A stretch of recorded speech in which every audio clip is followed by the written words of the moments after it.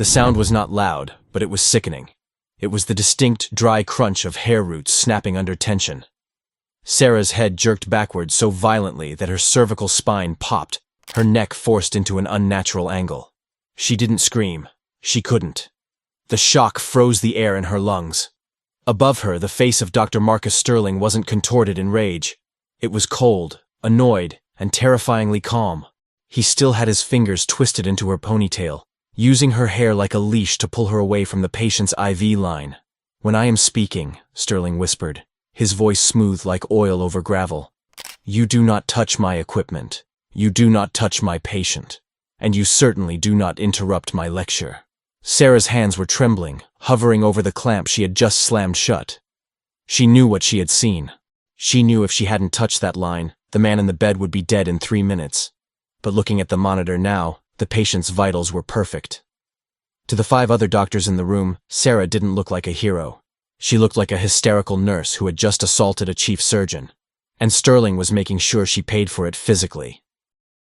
3 minutes earlier. That was all it took for a career to end. Room 402 was the VIP suite.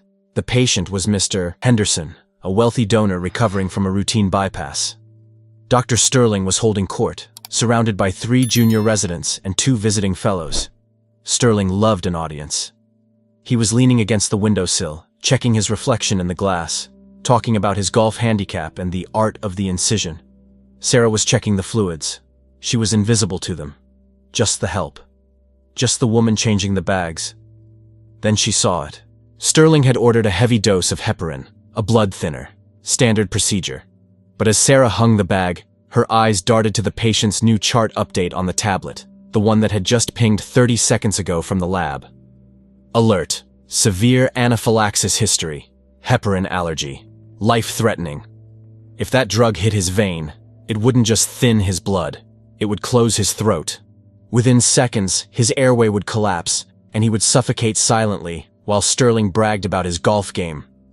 Sterling was laughing at a joke one of the residents made. "So I told the board, if you want the best hands in the state, you pay the premium." The fluid was dripping. 1 drop, 2 drops. Sarah didn't think. She didn't wait for permission. She didn't say, "Excuse me, doctor." There was no time. She lunged. Her hand slapped the emergency clamp on the central line, snapping the plastic shut with a loud crack. "Stop!" she gasped, breathless. "He can't have this!" The silence in the room was instant. Sterling stopped mid-laugh. He looked at the clamped line. He looked at the patient who was sleeping peacefully, completely asymptomatic. The monitor showed a steady heart rate. No distress. Nothing. To Sterling, there was no danger. There was only a nurse who had just interrupted his moment of glory. He walked over slowly. The other doctors stepped back. Sterling didn't ask what was wrong. He didn't check the chart. His ego wouldn't allow him to believe he made a mistake. "Unclamp it," Sterling said. "Doctor, the labs," Sarah started, her voice shaking. "I ordered that drip. Unclamp it. Now. I can't. It will kill him." That was the trigger.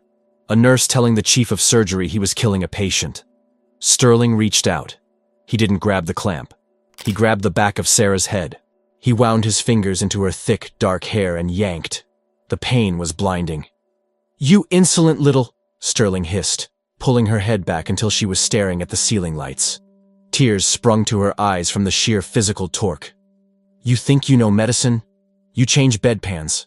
I save lives." The residents looked down at their shoes. They saw the assault. They saw the violence. But this was Dr. Sterling. He could end their residencies with a phone call. They did nothing. They let it happen. Sarah reached up, trying to pry his fingers loose, but he was strong. And he was enjoying the power. "Get out," Sterling growled, tightening his grip. "And don't bother coming back tomorrow. You're done." In that moment, Sarah realized something terrifying. Saving a life might cost her everything. Then, a shadow fell over them. It wasn't a doctor. It was the man who had been mopping the hallway outside. Arthur. He wasn't looking at them with fear. He was standing perfectly still, his eyes scanning the room, checking the exits, checking the aggressor, assessing the threat level. For a split second, he didn't look like a janitor. He looked like a soldier on watch. Sarah knew him only in passing. The quiet guy with the sad eyes and the gray jumpsuit. The one who always ate his sandwich alone in the loading dock. He was tall, broad-shouldered, but he walked with a slight stoop, like he was carrying a heavy weight. Arthur didn't say a word. He dropped his mop handle. It clattered loudly on the tile. He walked into the room, his heavy work boots squeaking on the sterile floor. The residents parted for him, confused. Arthur didn't look at Sarah. He looked directly at Sterling. Sterling sneered. "Get the hell out of here, janitor. This is a sterile zone." Arthur reached out. His hand was rough, calloused from years of manual labor, stained with bleach and grease. He clamped his hand over Sterling's wrist, the one holding Sarah's hair. Arthur didn't pull. He just squeezed. But it wasn't a clumsy grab. He pressed his thumb precisely into the radial nerve cluster on Sterling's wrist. It was a vice grip. Not a mechanic's grip, a tactical one. Sterling's eyes widened. The pressure on his radial nerve was excruciating. His fingers involuntarily sprang open, releasing Sarah's hair. Sarah stumbled forward, clutching her scalp, gasping for air. "Let go of me!" Sterling shouted, his face turning red. He tried to pull his arm back, but Arthur held him fast. "She's not a dog," Arthur said. His voice was deep, but the rusty tone was gone. It was flat, cold, and authoritative. The voice of a man used to giving orders that kept men alive. "And you're not a god." He shoved Sterling's arm away, hard enough that the surgeon stumbled back into a medical cart. The room was frozen. A janitor had just physically handled the chief of surgery. Sterling straightened his white coat, his hands trembling with rage. This was unprecedented. "Do you have any idea what you just did?" "I stopped a man from hitting a woman," Arthur said calmly. He looked at Sarah. "You okay?" Sarah nodded, wiping her eyes. Thank you, Arthur." Sterling laughed. It was a manic, dangerous sound. "Oh, this is rich. The maid saving the waitress. You're both fired, right now. Get security up here." He barked at the residents. "I want them escorted out. And call HR. I'm pressing assault charges against this garbage man." He pointed a shaking finger at Sarah. "And you. I'm reporting you to the nursing board for negligence and insubordination. You'll never work in a hospital again." Sarah looked at the patient. The clamp was still on. Mr. Henderson was safe, but her life was over. "Doctor, please," Sarah pleaded, thinking of her son, of the rent due in 3 days. "Check the labs. Just check the labs." "I don't need to check anything," Sterling roared. "Get out of my hospital!" Arthur stepped between them again. He didn't look intimidated. He looked tired. He looked like a man who had already lost too much to be scared of a man in a white coat. "Come on, Sarah," Arthur said gently. "Let's go." He guided her out of the room. As they walked down the pristine white hallway, Sarah felt the heavy gaze of the staff on them. She was shaking. "My son," she whispered. "I need this insurance, Arthur. My son is diabetic." Arthur stopped near the elevators. He looked at her, and for the first time she saw the intense, burning intelligence behind his tired eyes. "He's not going to win, Sarah," Arthur said. "He's the chief," she cried. "He always wins." "Not this time," Arthur said. He didn't look at the patient, but I did. They didn't make it to the exit. Security intercepted them near the nurses' station. 2 burly guards who looked uncomfortable. They knew Arthur. They liked Arthur. He was the guy who fixed the coffee machine in the break room when maintenance was too slow. But orders were orders. "We have to hold you here until the police arrive, Artie," the older guard Miller said apologetically. "Dr. Sterling says it's assault." "I know," Arthur said, leaning back against the cold wall. He didn't argue. He just crossed his arms over his chest. Sarah slid down the wall next to him, burying her face in her hands. The adrenaline was fading, leaving only the crushing weight of reality. "I'm done," she sobbed quietly. "I'm blacklisted. Even if I fight this, no one hires a nurse who touches a chief of surgery. My rent is late, Arthur. My son's pump supplies. They're $300 a month with insurance. Without it." She couldn't finish the sentence. The thought of her 7-year-old Leo getting sick because she couldn't afford his meds was a physical pain in her chest. Arthur turned his head. His expression softened. The hard iron look he gave Sterling was gone. "I get it," he said, his voice low. "I've got a little girl, Maya. She's 10. Sarah looked up, wiping her nose with her sleeve. "You do?" Arthur nodded. He pulled a worn wallet from his back pocket and showed her a cracked photo of a smiling girl with messy pigtails. "She thinks I'm a building manager, doesn't know I scrub toilets, but she needed braces last year, and now she needs a tutor for math. You do what you have to do." He looked at Sarah with intense respect. "You didn't clamp that line to show off, Sarah. You did it because you're a mother. You saw someone in danger and your instinct took over. That's not something to be fired for. That's something to be honored for." "Sterling doesn't care about instincts," Sarah said bitterly. "He cares about being right. He's going to be wrong," Arthur said, looking down the hall toward room 402. "And it's going to happen fast." Inside room 402, the atmosphere was poisonous. Dr. Sterling was pacing, still rubbing his wrist where Arthur had grabbed him. His ego was bruised, and he needed to reassert dominance immediately. The residents were silent, terrified to make eye contact. Sterling glared at the IV line, the one Sarah had clamped. "Ridiculous," Sterling muttered. "Absolute hysteria. The patient is stable." He reached out. "Sir?" A young resident, Dr. Evans, spoke up tentatively. "Maybe we should double-check the latest labs. She seemed really sure about the—" "She is a nurse," Sterling snapped, spinning around. "She changes sheets. I have been a surgeon for 20 years. Do you think I don't know my own patient's protocol?" To prove his point, to erase the memory of Sarah's interference, Sterling reached out and flipped the clamp open. The fluid began to flow again. "There," Sterling said, smoothing his tie. "Now, let's continue rounds. We have a schedule." He turned his back on Mr. Henderson. It took 45 seconds. The monitor beeped once. A low warning tone. Sterling ignored it. "As I was saying regarding the suture technique," the beep became a rhythmic alarm. Beep, beep, beep. "Doctor?" the resident said, looking at the screen. The numbers were crashing. Oxygen saturation dropped from 98 to 85 in 10 seconds. Then, the patient made a sound. A gargling, choking noise. Mr. Henderson's back arched off the mattress. His eyes flew open, but they weren't seeing anything. They were rolled back. "Seizure!" the resident shouted. "What?" Sterling spun around. "BP is bottoming out! 60/40! "It's a reaction!" another fellow yelled. "Anaphylaxis! Look at the hives! His throat is closing!" Code blue room 402! The hallway erupted into chaos. The crash cart team sprinted past Sarah and Arthur. Sarah stood up instantly. "That's him! That's Henderson!" She moved to run toward the room, her instinct pulling her to help, but the security guard blocked her path. "I can't let you go back in there, Miss Sarah. You're suspended." "He's dying!" Sarah screamed. Sterling unclamped the line. "I have the antidote in my pocket. I kept the protamine sulfate in my scrub pocket when I prepped the cart." She patted her pocket. She had the reversal drug. She had grabbed it automatically when she saw the danger, intending to use it before Sterling stopped her. "Let her go," Arthur said. His voice wasn't a request. "I can't, Artie." Arthur stepped forward. He towered over the guard. "A man is dying because of an ego. She can save him. If you stop her, you're not doing your job. You're an accomplice to manslaughter." The guard looked at the crashing room, then at Sarah's desperate face. He stepped aside. "Go."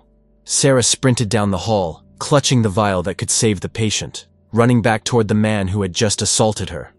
Sarah is risking everything to save a patient under the care of the man who just attacked her. If you were Sarah, do you save the life, or let the doctor face the consequences of his arrogance?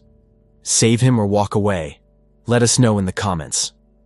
The doors to room 402 didn't just open. They flew back against the wall.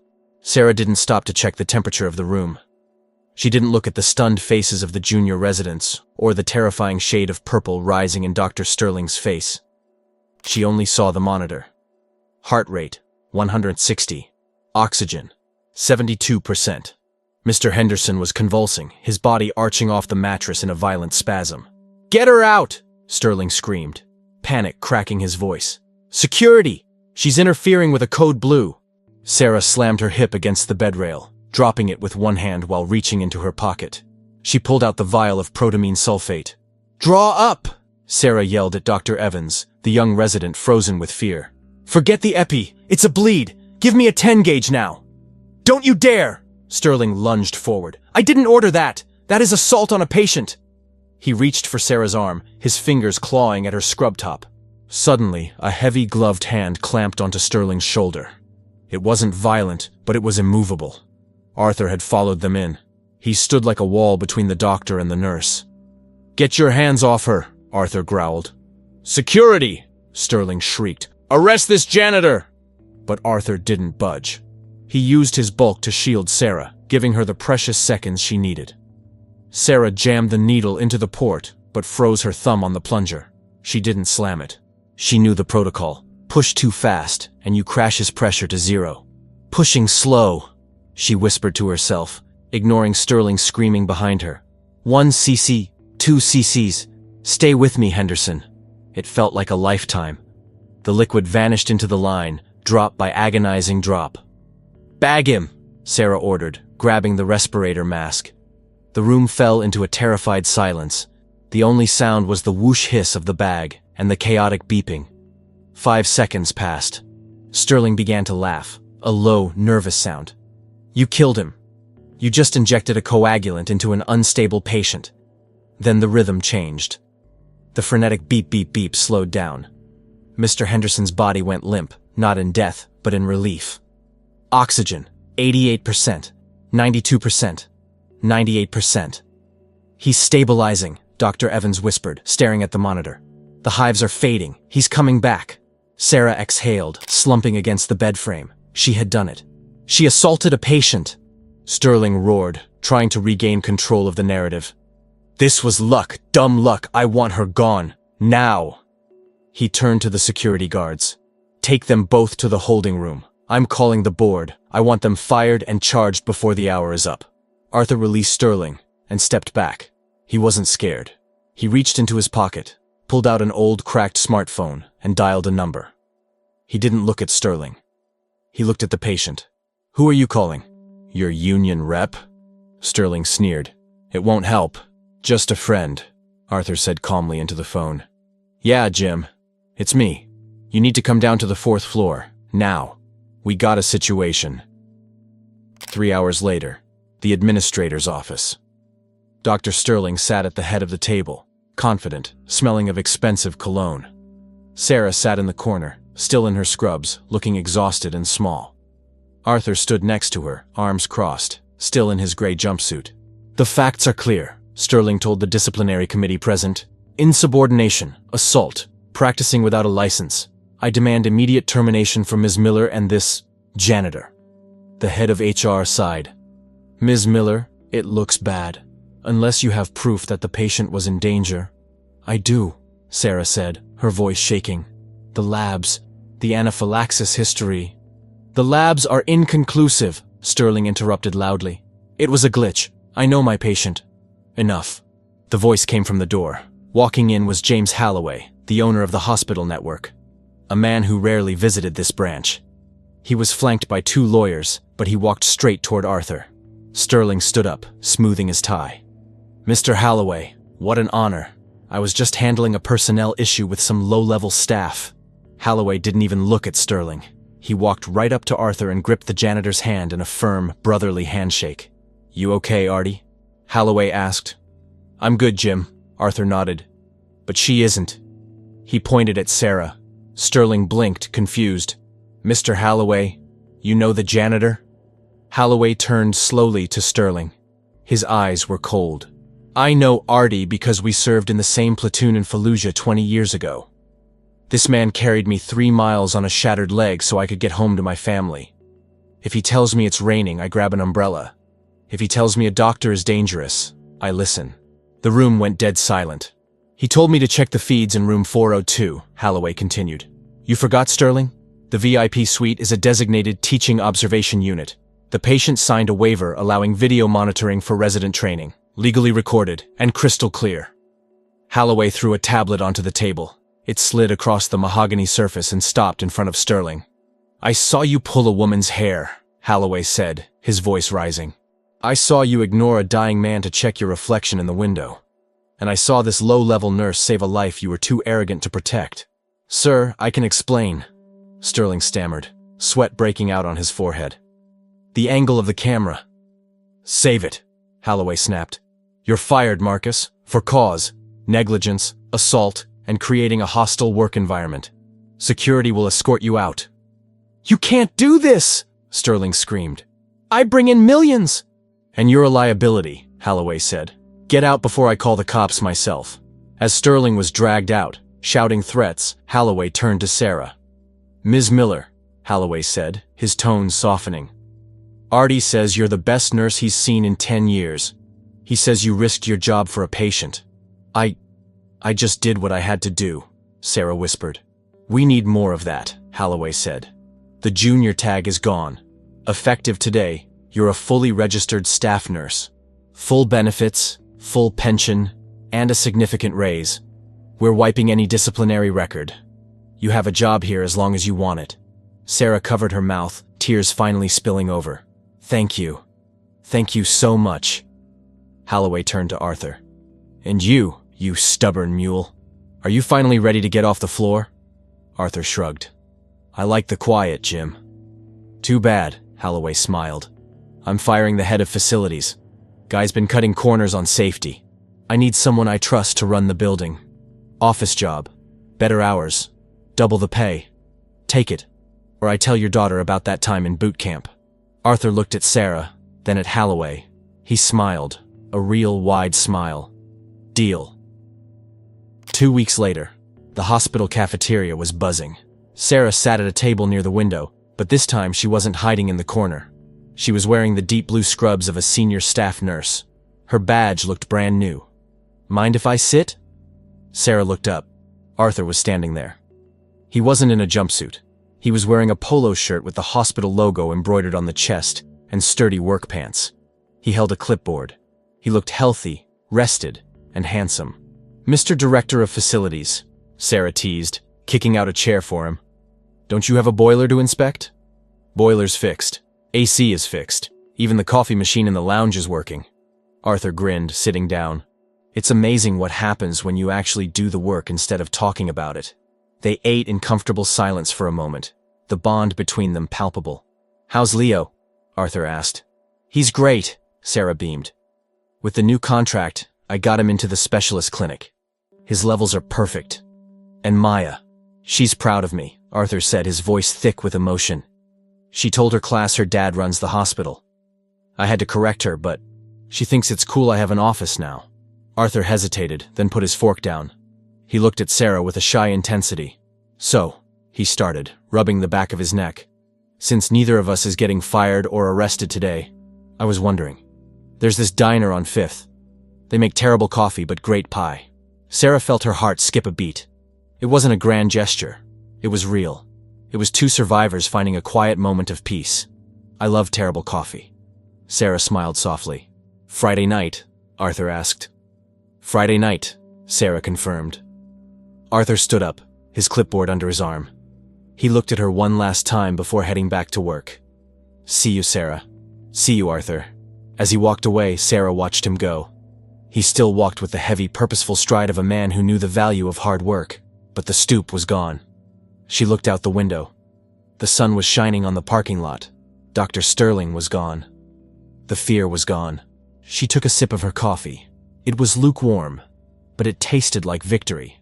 In a world that worships titles and gold, it is easy to forget that the strongest foundations are built on loyalty, not leverage. Dr. Sterling thought he was untouchable because of his status, but he fell because he lacked the one thing money can't buy: character. Sarah and Arthur reminded us that true heroes don't wear capes, and they don't always wear white coats. Sometimes, they are just the people who refuse to look away when it matters most. And sometimes, the most powerful person in the room isn't the one signing the checks. It's the one who has your back. A title makes you a boss. Kindness makes you a leader. Subscribe for more stories of justice and courage.